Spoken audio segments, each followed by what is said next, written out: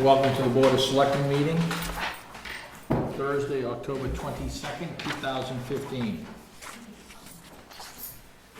We have a short agenda this evening, and the first agenda item is the Recycling Committee. Chair Chris Poulsen and Carol Lisbon, who is very familiar with this room, is here also this evening. So why don't we get right to it, and Chris, you have the floor. Thank you. Good evening, Selectmen. Thank you very much for having us. I know that you all have seen the presentation that the high school students had done, along with the representative from the Mass Department of Environmental Protection there, Kathy Mercer, and the rest of the committee. But I made an effort to summarize it in kind of 4 slides, actually, and it's not just a repeat, it's actually a little bit more. I thought I'd give you just a little bit of background beyond that particular study that you had seen that we had done. I summarized the results on across Massachusetts on 1 slide from that 60-page presentation the kids had done. I took some liberty to attempt to portray a broader picture, a broader context for the findings and what we're actually asking the selectmen to consider. And then there's 1 slide, next steps, for some discussion, which I'd like to ask the selectmen to consider. So I don't have slide numbers on it, but it's a little background. And maybe, Carol, you were actually on that committee because you had made reference to it, but I think it was 2003, I was doing this from memory. Dover actually had put together a committee and maybe you all were around and remember this, but there was some consideration of undertaking, we call it pay as you throw. SMART is save money and reduce trash. Back around 2003, and I don't want to misrepresent it, I suggested the conclusion was that it was too soon and not for Dover at that time. Yeah. So last year in 2014, I had several intern groups, and 2 of them I had do 2 studies that were relevant to this one. So one was, I asked, there were 5 of them, to do best practices among municipalities in the state of Massachusetts, actually for reducing waste and recycling. So it wasn't specific to pay as you throw, it was just what our municipality is doing. And their key findings were that single stream, so just everything goes into 1 barrel, generally improved recycling in town by about 5%. Medfield had just done it. We had met with their town administrator down there, and that's exactly what they had experienced. They also found among, again, many kinds of initiatives that SMART actually had a much more substantial impact on waste as well as on recycling. Another group I had, there was lots of discussion among the committee about a variety of sustainability topics, from noise pollution to light pollution to water and so on and so on. And so I had one of the groups actually how were municipalities setting themselves up to deal with all these different topics that related to a sustainable environment for the town. And so they were supposed to see if any towns had set themselves up really smart. And unfortunately, we didn't find any towns that set themselves up very smart. It was all very ad hoc, dealing with particular issues. And so then this summer, we, on the back of the recommendations that one of the groups had done last year, we dug deeper into pay-as-you-throw and SMART. And so that's the last study here. And so that's where we really got under the hood. We worked throughout the summer with MassDP. And the net were these 4 points here. 143 towns in Massachusetts, about 40% of the municipalities now have implemented pay-as-you-throw or SMART.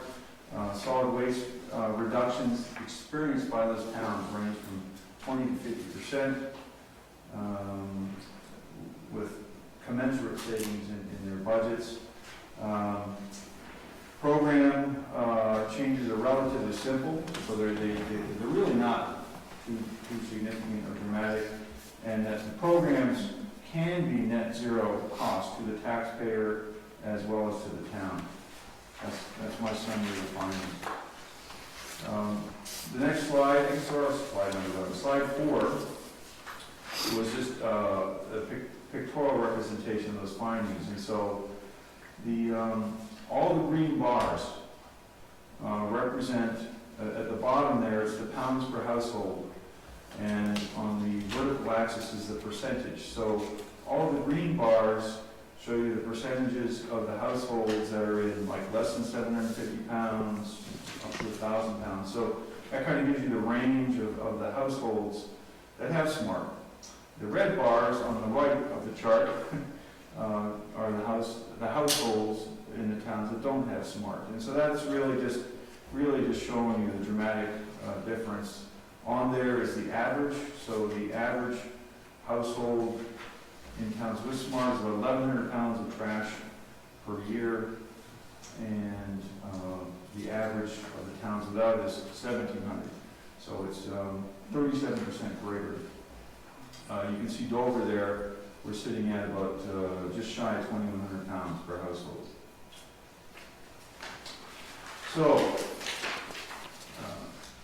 I wanted to try to put this SMART, and I like to call it pay as you throw, because I think that's much more descriptive myself. Save money and reduce trash is not necessarily descriptive. I kind of use them interchangeably, but I suggest that like many public health and safety and environmental initiatives in the past, it's with hindsight in our rearview mirror that we really kind of see the quality of life impacts that they had. I can remember as a kid the debates about seatbelts, if you could imagine, in automobiles. It was going to destroy the automobile industry. All their sales are going to go out the window.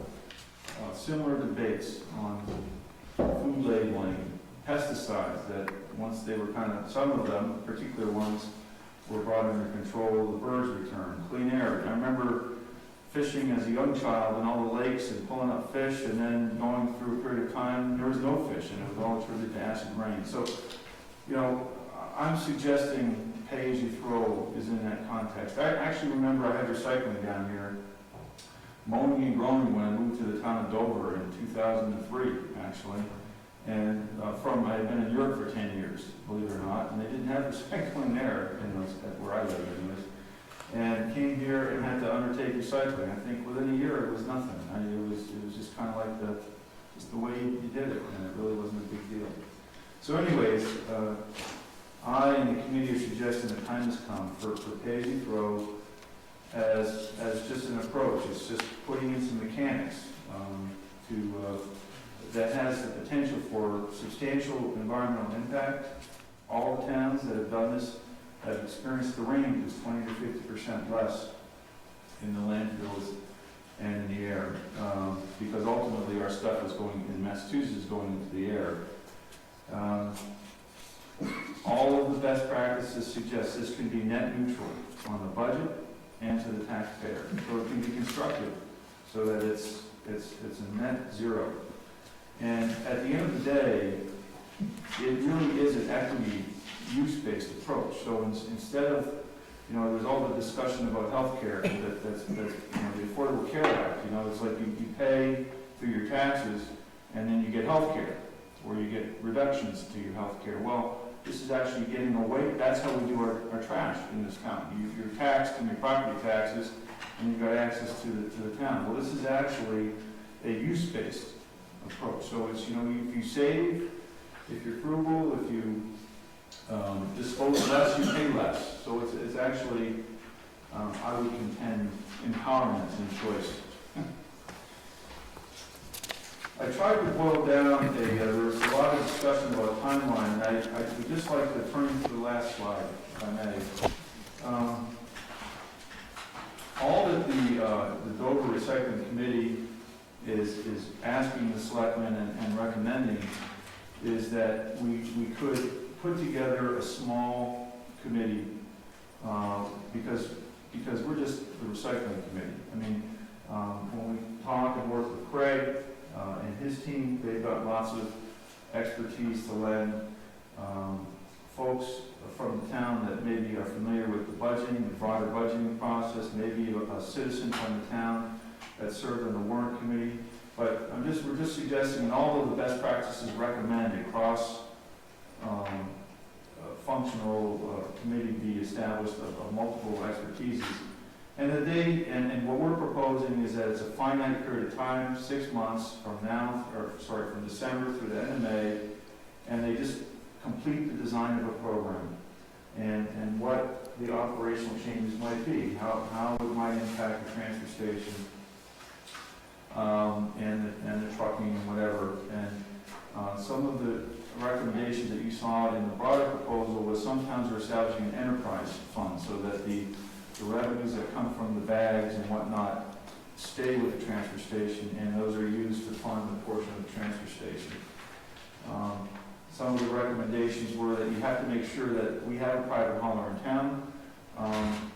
That private hauler has to make sure that they offer recycling. I think it's that they bundle it in with their pricing. Otherwise, everybody just kind of goes off to their private hauler.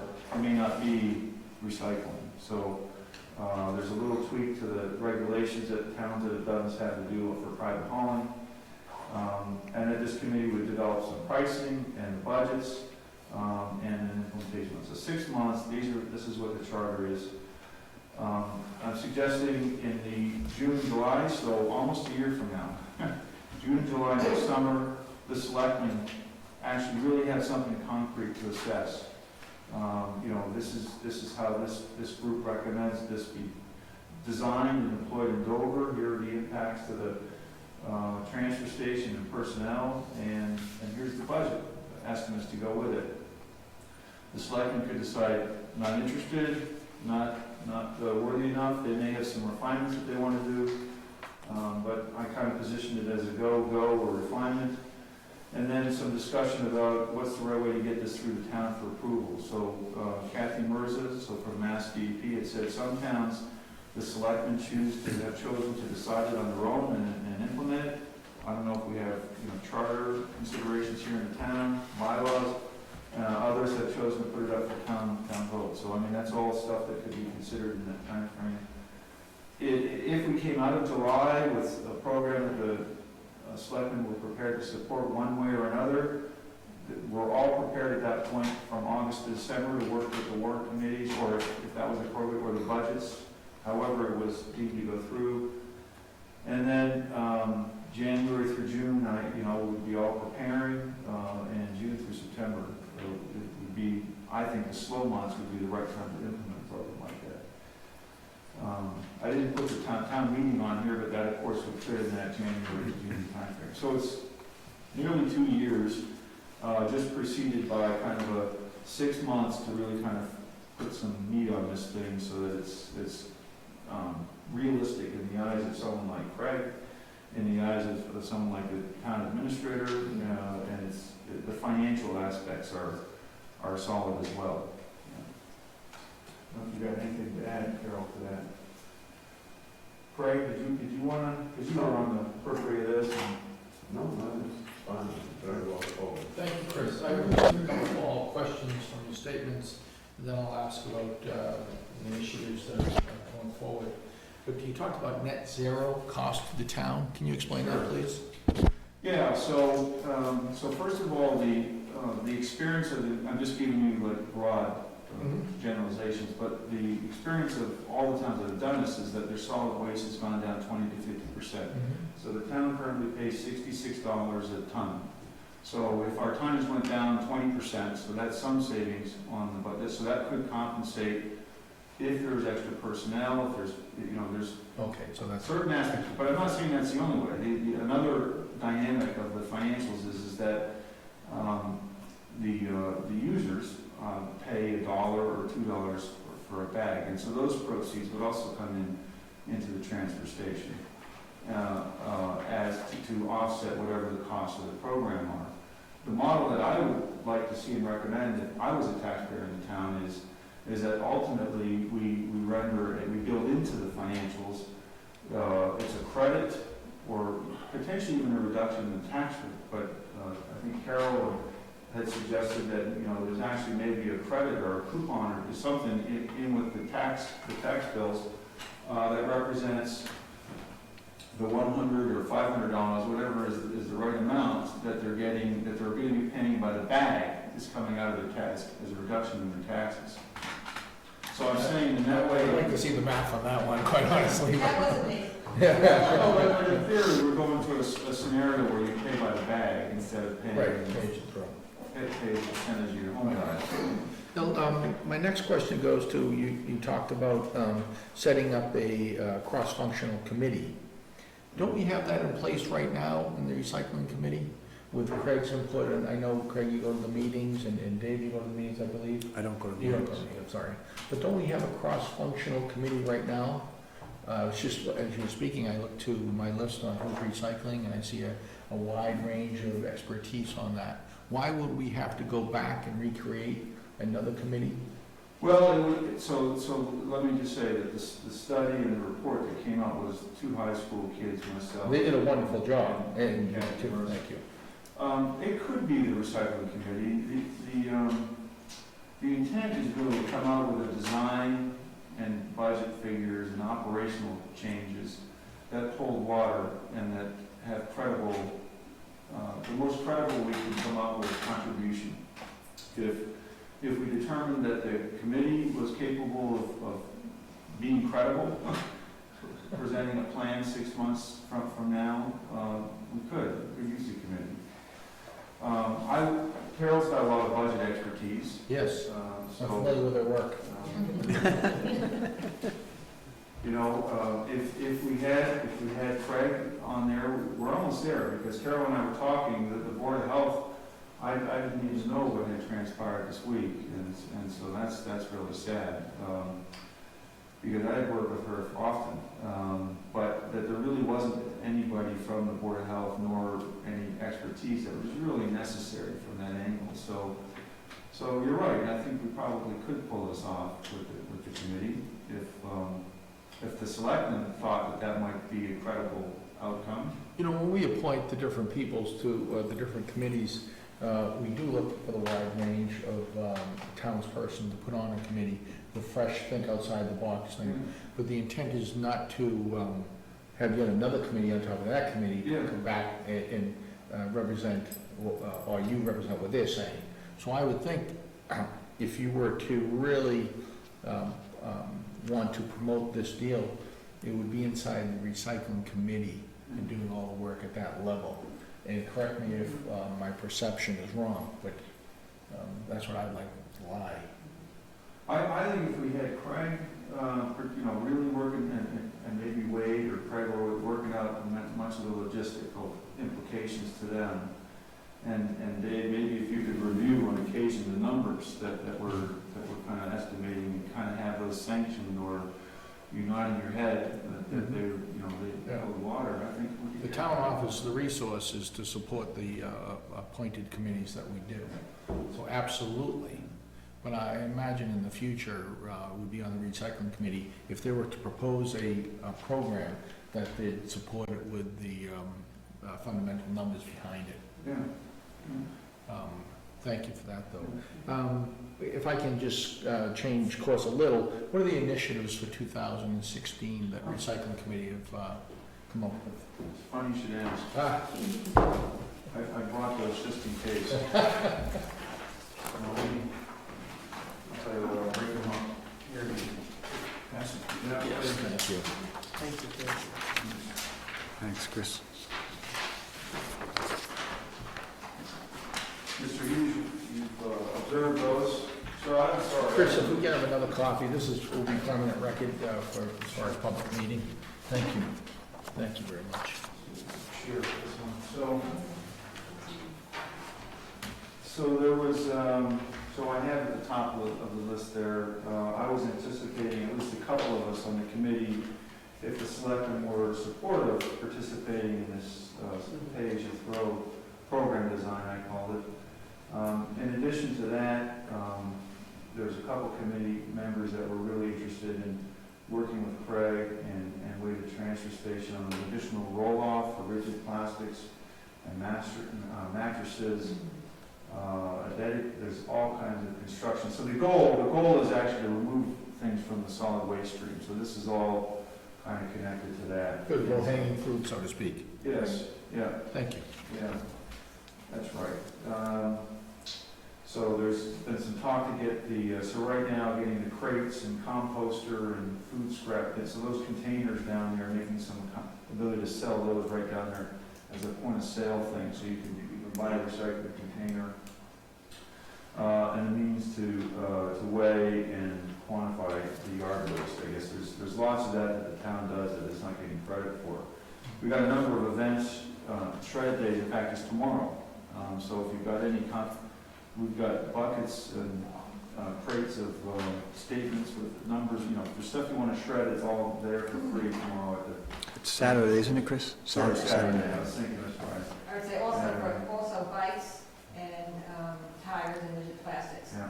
Last year, Bikes for Bombs is the organization that collects the bikes. That's right, we're not shredding the bikes or the tires. And we do that again in spring. There's a spring cleanup that the committee organizes, and then there's Dover Day. I think we signed up 20 families, or at least we got the names to sign up for the food scraps. And believe it or not, the food scraps are something like 20% of the weight that currently we pay $66 a ton for. The 20% of your household waste is food scraps. So the buy recycle policy is something that we need to be eligible for more grants, so that in-kind grant that we managed to get, that the committee permitted me to apply for, by the way, that's available to work to support this design program initiative for Daisy Drill. But to go, so there's also grants, for example, if you start recycling mattresses. So there's other grants available, but we have to get this buy recycle policy in place for the town, so that The mattress one, and that would be probably an additional roll-off of mattresses alone, I imagine. Would that grant pay for that roll-off, or what would that grant pay for? I'm trying to recall the particulars of it. So, I think it might have been a year's rental. yeah, so actually, we have, most of our meetings have been in the evening, which makes it difficult for Craig to attend. So we have just started a new policy of having a meeting each quarter in the mornings, so that Craig can come and hopefully we'll keep our transfer station type issues till then, so that Craig can participate and so forth. Good. So we expect that Craig will be meeting with us at our November meeting to share with us the research that he's done in the mattress recycling program. But there's a state grant, and Right in the back there. yeah, so there's a state grant. The carpet and mattress recycling is a new initiative of the state, and I'm reading from a state PowerPoint that was done this past spring to all the towns about it. They will provide a roll-off for a collection of the mattresses and the carpet. They will also provide, at least for the first 2 years, all the transportation costs involved with getting that roll-off to the recycling center that they've identified a couple vendors. Is it an annual grant? But so they said it was a 2-year, applied for 2 It's a years? grant that we have to apply for. Right. So we would apply this spring to implement in fiscal year 17. 17. Right.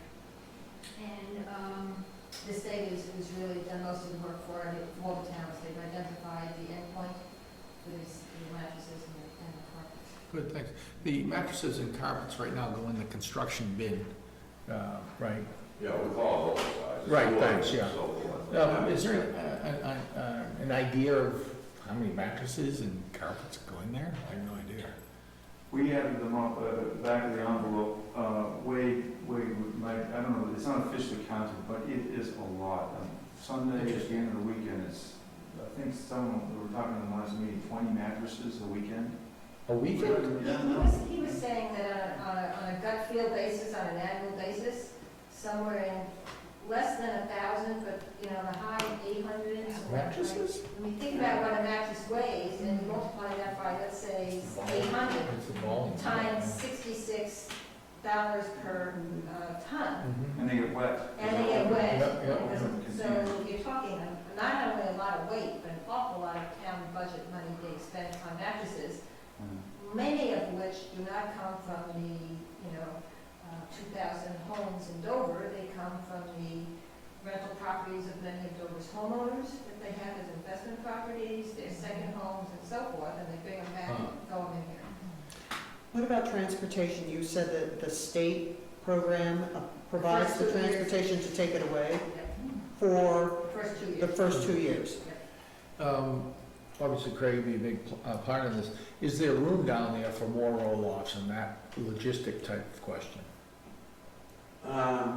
It's tight.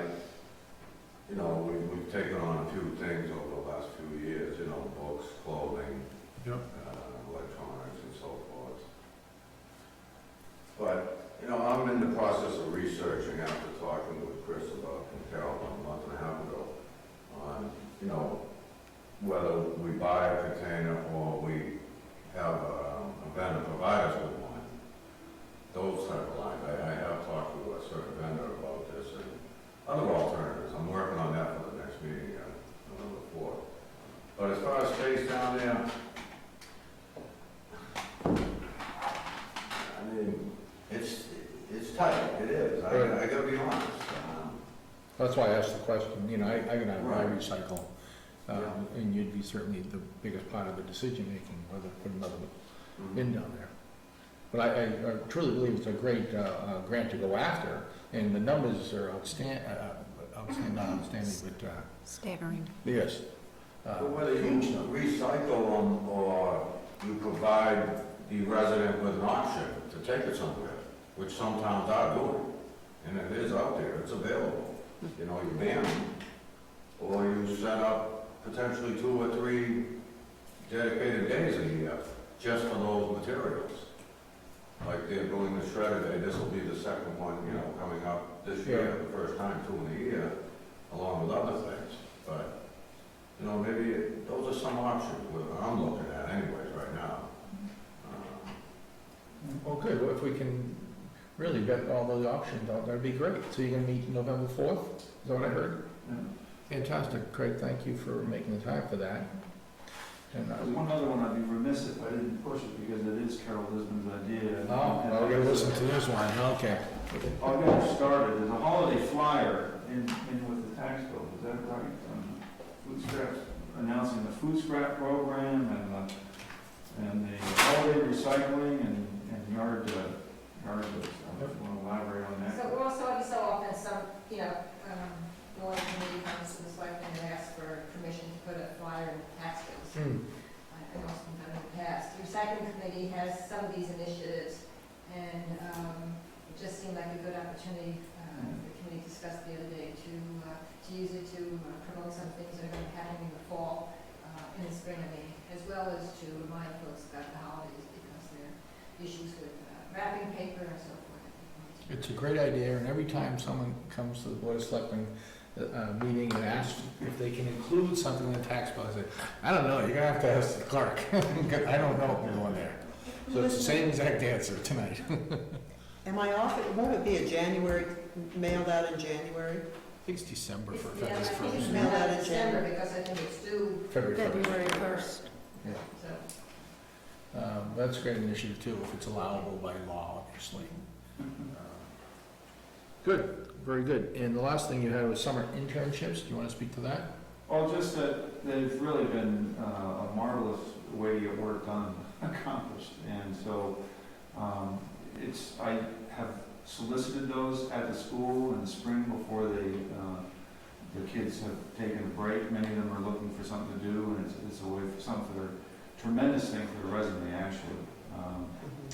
And we've written recommendations for the kids onto some of the colleges that they've gone on to. And so, yeah, so I mean, it's not connected to the school. When Steve Bliss was there, he was just very helpful in getting it out there, and John Smith, and yeah, so that's all. And so we would leverage that, so actually we had it penciled some investigation, how to get more traction on the food scrap program, for example.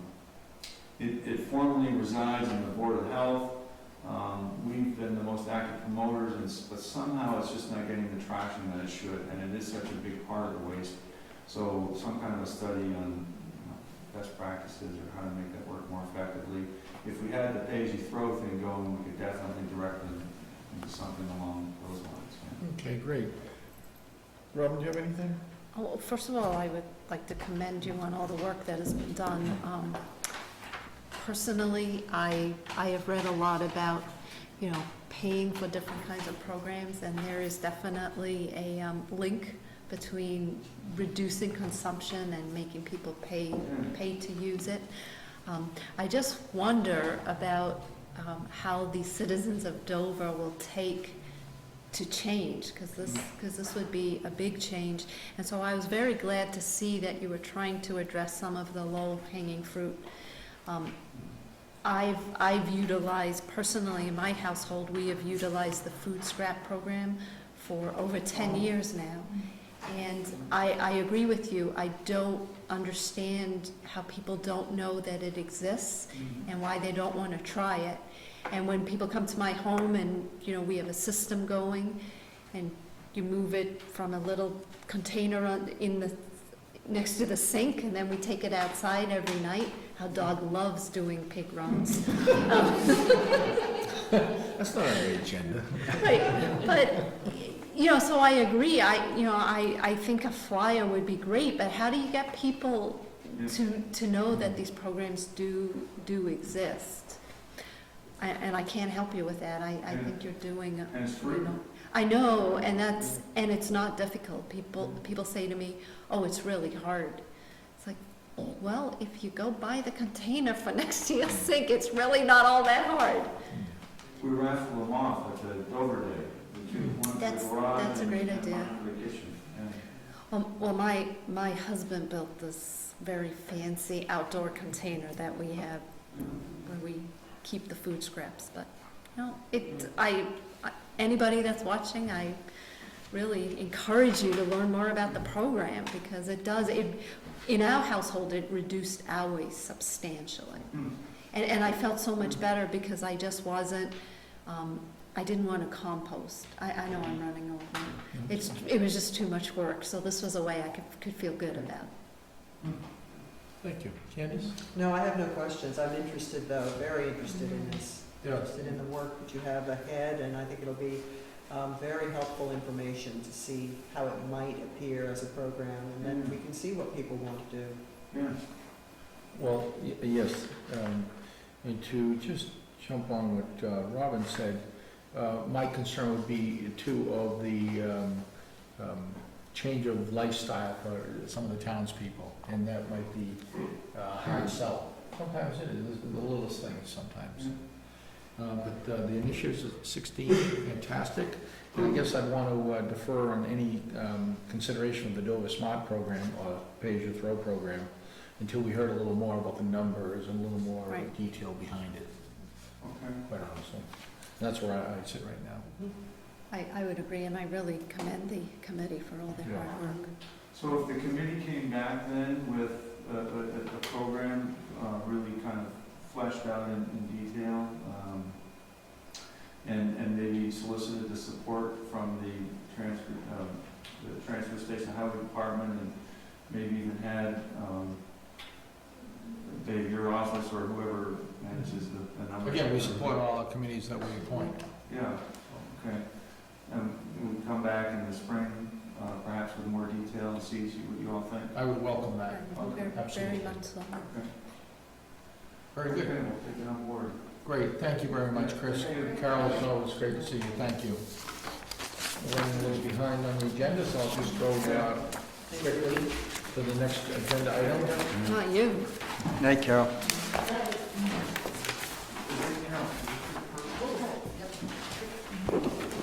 Thanks for coming, Craig. Good to see you. Have a good night. Now, our next agenda item this evening is appointments. And I know, Mr. Ramsey, you have appointments, so why don't you begin, please? I do, Mr. Chairman.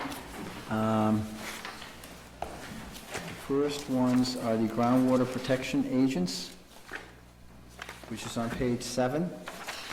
George Junta and Mike Angieri have both agreed to re-up for another year as the groundwater bylaw enforcement agents.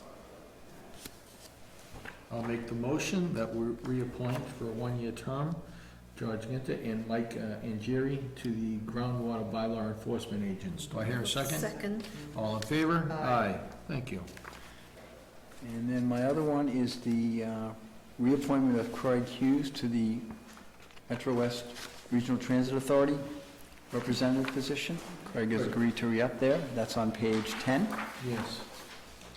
That's very good. He's doing an outstanding job for us in the operation of the van, Mr. Chairman. Yeah, in light of the Council on Aging ban that's in place right now, yes. So I'll make the motion that we reappoint Craig Hughes to another one-year term for the Metro West RTA representative of the town of Dover. I'll second that. All in favor? Aye. Thank you. Dave, do you have anything else? That's it for me, Mr. Chairman. I have two. The first I will start is in the tree committee. And I meant to reappoint John Devine to a 3-year term, and I forgot to do that last time, so John Devine of Dover Road has said that he'll re-up for another 3-year term. Thank you, John. Thank you. And lastly, Do you want to? oh yes, thank you. I'll make the motion to reappoint Mr. Devine for a 3-year term. I will second that. All in favor? Aye. Thank you. Thank you, John. Lastly, I would like to make the motion that we appoint David Ramsey as the affirmative action officer for a 1-year term. I will second that. All in favor? Aye. Thank you, Mr. Chairman. I'm humbled. Yeah, thank you. For some reason, I thought we had done that already. I guess not. No, Ombudsman. Oh, right, yeah. What was Done the, them all at once. I couldn't take it, Mrs. Hunter. I couldn't. where, if you can, The other appointment would Thank be that goes hand in hand with the affirmative action officer, is the Mass DOT Title VI Non-Discrimination Coordinator, That was which we are now required to have in order to receive grants from Okay. the state. Ian, I take it it's on our appointed elected schedule? I believe it is, yes. Where? On page, it's under T, I believe. Okay. 17. Page, oh, probably. thank you. No, I'm just guessing. Oh, you're guessing, okay. It's, The Title IX? page 16. Got it. 15, excuse me. Thank you very much. 15 midway So down. this will be the first time we That appoint. would be correct, yes. And Dave, did you put your hand up for this 1-year term? Thank you so much. Isn't that nice? You're welcome. I'll make the motion that we appoint Dave Ramsey to the Title VI Non-Discrimination Coordinator for a 1-year term for the town of Dover. Do I hear a I'll second? second that. All in favor? Aye. Aye. Thanks, Dave. So you can't have an evergreen clause and just have people keep rolling over? No, please. Good. I don't believe anyone else has appointments. No. Good. Thank you for that, Greg.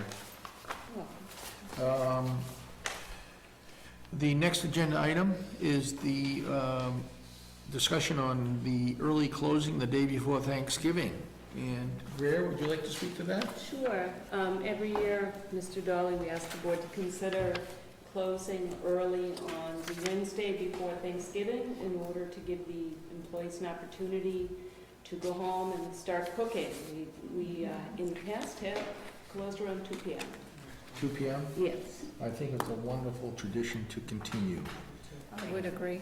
Yes, Wonderful. excellent. Great. So if no one objects, I'll make the motion that we vote to close the townhouse at 2 p.m. the day before Thanksgiving. I will second that. What is the exact date on that? It's the 25th. Thanks. Thank you. All in favor? Aye. Very good. And it's a Thanks. Wednesday. It is a Wednesday. Thank you. Okay, as we scoot along into a better time frame, next agenda item is the acceptance of a 911 grant. Who can speak to this, please? Mr. Chairman? Mr. Ramsey, please. This is either the second or third round of grant funding for this. The state had, in the recent past, required that emergency medical dispatch personnel be trained in that aspect of the dispatch function. So this grant would recertify all of our officers who answer the phone and may be dispatching medical personnel. And the total amount of the grant? $16,957. Where do I see that, Dave? That's on the second page. Oh, page 2, I jumped past it then.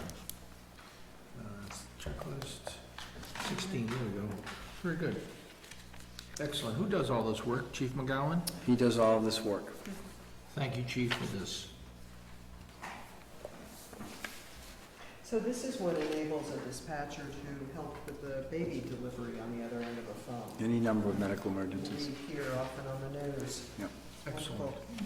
Excellent. So this would be a vote, Mr. Chairman, if the board decided to do it, to accept and expend the grant funds. Okay. Do the police have the expenditures in their budget? No. So they would add them to the budget?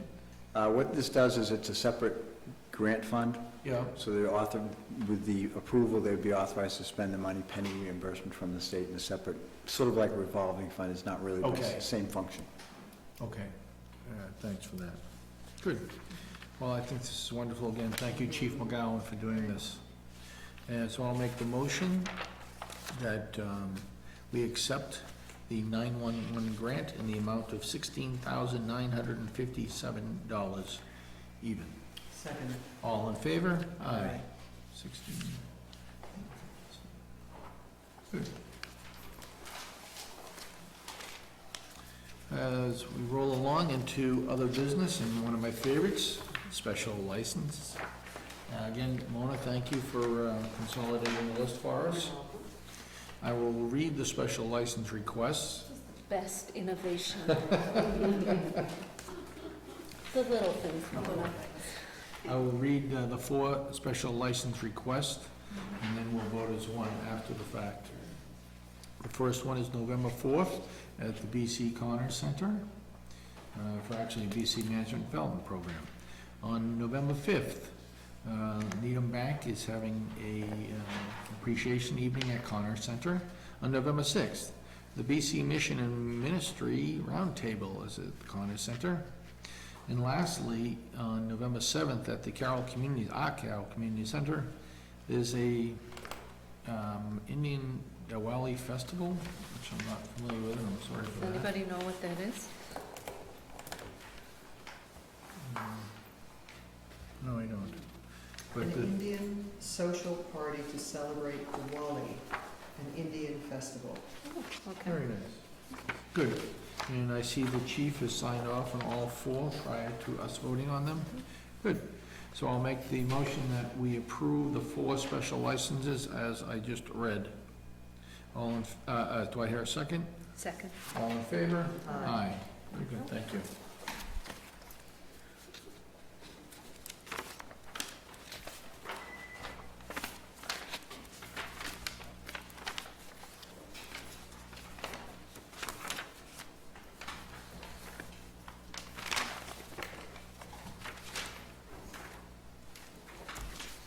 And you have 3 candidates. Thank you.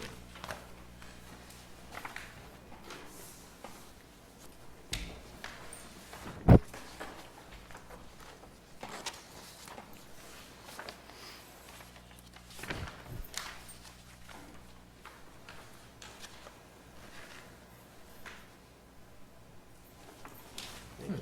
Thank you. Thank you, Rob. Thank you.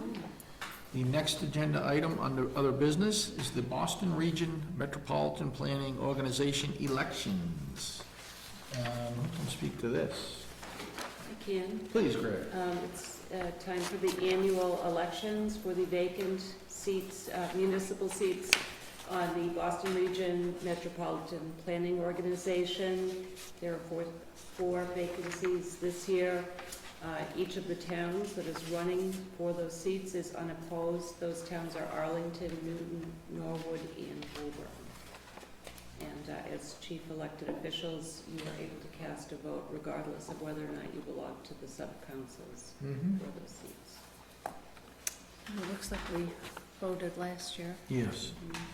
And some of these matters I don't like to vote on I if I don't know. know the individuals, Right. but all 4 are going for re-election. So I do not mind voting for these 4 individuals this evening. based on their Right. past experience. So anyone else have a consideration or comment? I would concur with moving forward with the vote. Very good. So I will make the motion that for the 2015 MPO ballot, that we vote for the mayor of Woburn, Scott Galvin, the chair of the Board of Selectmen for Norwood, Paul Bishop, the mayor of Newton, Seti Warren, I hope I pronounced the first name correctly. And lastly, the chair of the Board of Selectmen of Arlington, Kevin Gurley. Do I hear a second? Second. All in favor? Aye. Very good.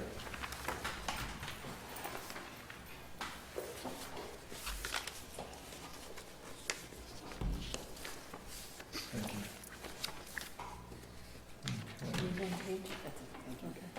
Okay. Next agenda item is to approve the September 30th and October 8th meeting, 2015 meeting minutes. Mona, thank you, the fantastic minutes. Thank you.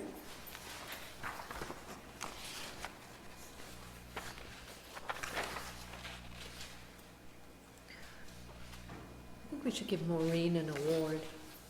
For listening, please. She attends as many meetings as we do. That's right. Probably more.